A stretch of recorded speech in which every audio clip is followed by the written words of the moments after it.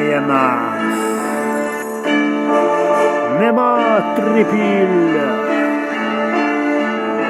курганів скіфських теж нема, і Київ, і 1500-літній, його столиця не моя.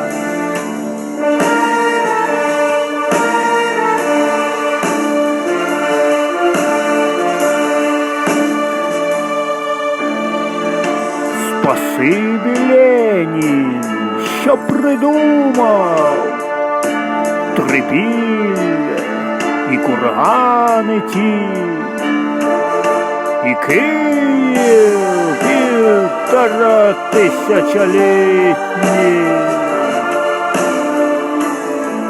графіті на Софіївській стіні.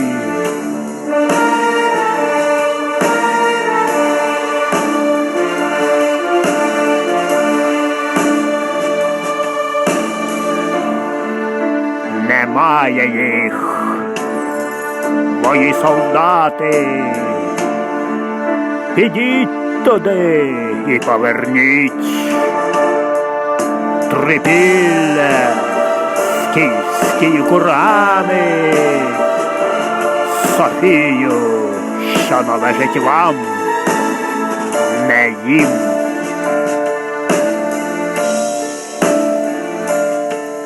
Без Києва нема Росії. Московія тоді лиш є.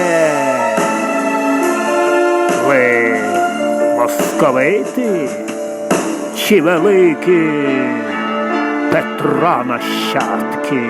Слухайте.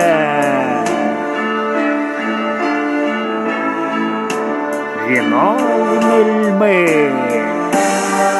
коль хрустнет ваш хребет в тяжелых, нежных наших лапах.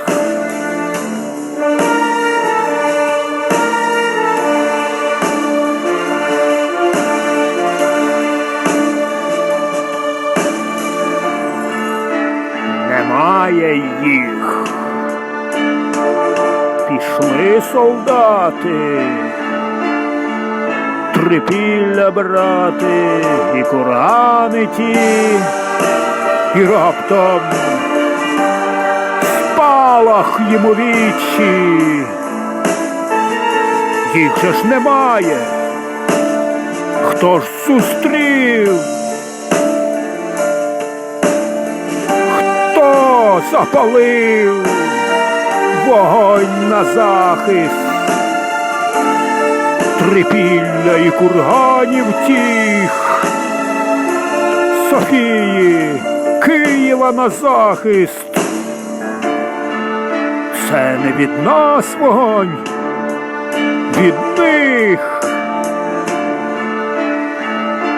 Хоч кажеш ти, що їх немає, вони на смерть стоять і б'ють з трипілля, зі своїх курганів,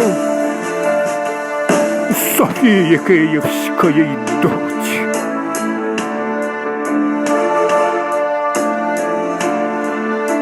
Вогонь священний, справедливий, від Бога йде на сатану, то Київ Бог вогнем звільняє свою Україну святу.